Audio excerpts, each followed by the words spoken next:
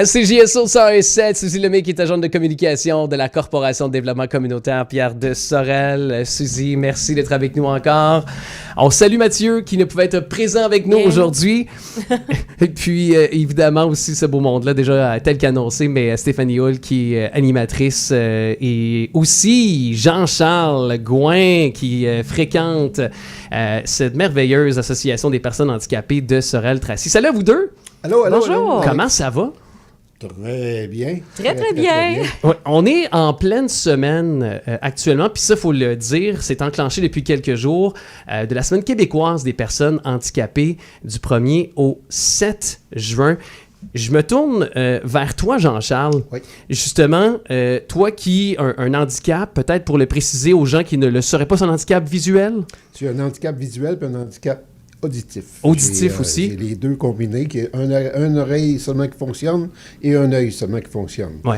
Et donc, m'habituer à gérer ça. Ouais. Et qu'est-ce que ça représente pour toi, cette semaine québécoise des personnes handicapées? Pourquoi c'est important pour toi qui vis avec un handicap au quotidien, disons, d'être présent ce matin, de lancer un message, puis de te mobiliser? Bien, c'est simple, c'est important, la Semaine des handicapés. C'est montrer que ça existe, que ça aide les gens qui sont handicapés à s'intégrer à des choses normales de la vie, puis à avoir le sourire, s'amuser dans ces organisations-là. Fait que c'est un peu une annonce de montrer aux gens que ça existe. Parce qu'il y a beaucoup de bienfaits à fréquenter l'association. T'es là un peu pour être un peu le porte-voix des membres aussi, là. C'est juste des bonnes choses, c'est juste la belle ambiance qu'on a dans ces rassemblements-là. C'est vraiment très plaisant, puis on dirait que les minutes ou les heures passent trop vite là, dans ces affaires-là, parce qu'on est très intégrés. C'est ça qui est le fun. Et Stéphanie, je me tourne vers toi, toi qui es animatrice, justement.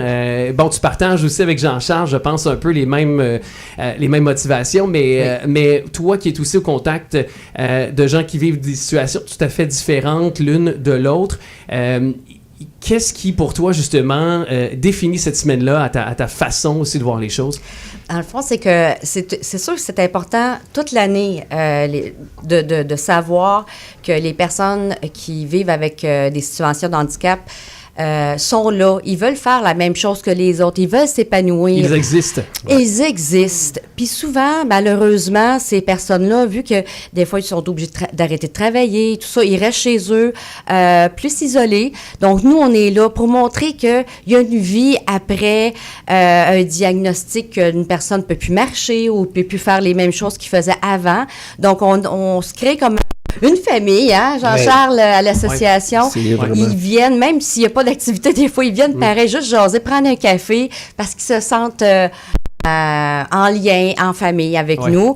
Et la semaine des personnes handicapées, on fait un souper cette année pour notre levée de fonds. Oui.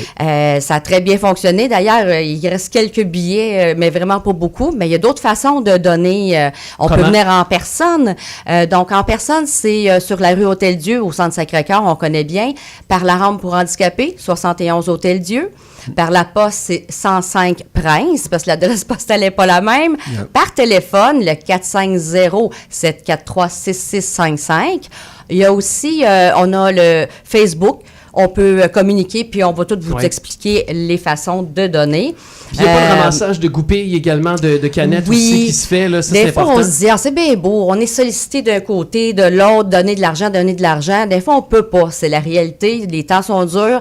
Ben, les goupilles de canettes, là, les petites espèces de c'est ça, on appelle ça goupilles. Oui, c'est ça. Ça n'enlève rien à personne. Vous avez autant pour votre consigne, mais si vous ramassez tout ça dans un petit sac ou un pot, vous pouvez venir les porter à l'association. Et nous, collectivement, vu que ça en fait beaucoup, à la fin de l'année, on les vend pour l'aluminium et ça donne un montant d'argent pour faire les activités pour les personnes handicapées. Puis tu sais, on parle de la semaine, on parle d'un repas qui aura lieu dans le cadre de la semaine, mais à l'année longue, ce que vous offrez comme service, c'est important de le réitérer, je pense, Stéphanie. Oui. C'est multiple. Si tu peux nous en parler comme ça, là. On fait les lundis, on fait des activités physiques.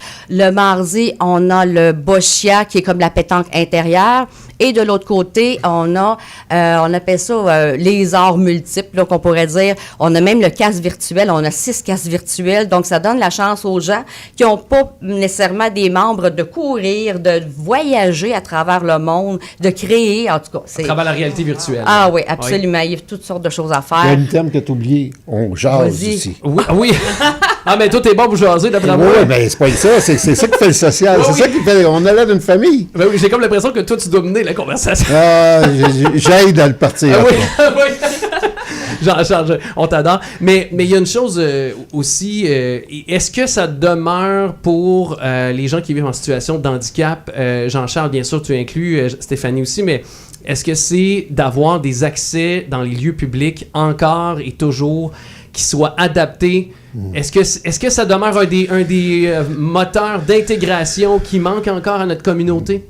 Il y a encore du chemin à faire. Jean-Charles, tu peux peut-être en Ben, parler. Toi, tu le vis. j'ai travaillé là-dessus. J'avais fait justement un document pour relater le fait. Il y a plein de places, justement, dans les édifices commerciaux, que ça pourrait être amélioré. Oui. Ben oui, public, mais qui est facile, qui coûte pas une fortune, puis qui donnerait l'accès aux handicapés. Mais il y a des commerces qui vendent des choses. C'est des clients de plus, ça. Puis ça donne aussi une ouverture un peu plus grande, donc être un peu moins fermé au fait que c'est des personnes handicapées. C'est des gens comme moi plutôt pareil. Hein? Tout à fait, tout à fait. Oui. Des fois, il manque pas grand-chose que ce soit adapté. Une petite rampe ou quelque chose, Mais, quelque chose du genre, tu sais, c'est pas vraiment banal. S'il y a des commerçants, des fois, qui sont pas sûrs, on a des personnes qui sont bénévoles, mais handicapées, qui peuvent aller tester l'accessibilité des lieux. De l'aménagement, savoir si c'est correct, exactement. et si ça correspond aux besoins de la clientèle ou des gens qui vivent en situation de handicap. On fait ça nous fait plaisir parce qu'il y a encore du chemin à faire. C'est sûr qu'il y a un pas de fait quand même, mais il y a encore. Et de pas, en tout cas, je sais pas, là, mais de pas hésiter non plus à aller à votre rencontre, de vous saluer, de vous parler, de discuter comment je peux t'aider, comment moi je peux faciliter ton quotidien. Comme un des mortels, on vous croise sur le coin de la rue, de vous laisser un peu le champ libre pour circuler naturellement. C'est du civisme aussi, là. C'est très... Mais c'est ça aussi également dans le quotidien. Puis est-ce que c'est également, si on est un employeur, puis on veut valoriser nos personnes aussi. Il y en a qui peuvent très bien travailler, contribuer aussi. Là. Oui, très bien, oui. Puis c'est une autre approche, ça. C'est quelque chose de montrer aux gens qu'ils ne sont pas limités. Ils sont capables de faire des travaux comme ça, les personnes handicapées, sans problème. C'est pas un obstacle. C'est pas un obstacle. Ils ont un potentiel incroyable. Ah oui, puis en plus, on a actuellement besoin de notre main-d'œuvre. Je veux dire, on n'arrête pas de parler de talents qu'on veut recruter dans nos entreprises, alors pourquoi pas y penser Exactement. Aussi. Puis, gars, je reviens un peu à ce que tu disais. Regarde, l'été, moi, j'utilise pas l'autobus, je vais au centre Sacré-Cœur à pied, je pars de chez nous. Puis tu peux pas imaginer comment que le bon caractère, les gens, là, tu traverses les rues, tout le monde font attention, puis des beaux babayes, puis le kit. C'est ça qui est le fun. Ça montre l'intérêt qu'on n'est pas un obstacle. Tant mieux. Et justement, c'est une incitation à aller sur vos réseaux sociaux. Merci beaucoup d'être passé. Et bonne semaine de célébration de Semaine québécoise des personnes handicapées. Puis j'espère, tu sais, des fois, c'est une personne qu'on aura conscientisé davantage ce matin et déjà le message sera très porteur, je pense. Et j'aurais juste une petite affaire que je pourrais dire, c'est que les personnes qui ne connaissent pas nécessairement notre centre ou d'autres handicapés qui seraient intéressés, bien, n'hésitez pas, venez nous voir. Venez visiter, finalement. Comment en anglais, live, ça peut tout dire, ça, des fois. Oui, et comme on est live en ondes, je vais aussi me tourner vers également, Suzy, je voudrais pas oublier parce que il y a un message également, là, il y a nos personnes âgées, on recherche des talents chez nos personnes âgées, je pense. Exact, l'Association québécoise de défense des droits des personnes retraitées et pré-retraitées recherche des talents présentement pour une activité qui va avoir lieu le 12 juin prochain à Sorel-Tracy, au Quartier Royal. Dans le fond, ils recherchent des talents, des gens qui savent chanter, qui savent, qui jouent d'un instrument, ou qui aurait un talent caché qui serait à découvrir. Alors, vous pouvez vous inscrire par téléphone au 450-518-3795, au 450-518-3795. Puis vous avez jusqu'au 6 juin pour soumettre votre candidature. Y a-t-il des gens autour de la table qui ont des talents cachés? Est-ce que vous avez des talents cachés, vous? On en a toujours, je pense, à découvrir, mais des fois, ça prend d'autres gens pour nous les faire découvrir. Ben oui. Ah, mais autre raison de ce... Des fois, une activité nous en fait découvrir ça par surprise. Exactement. Hey, merci beaucoup. Une bonne semaine.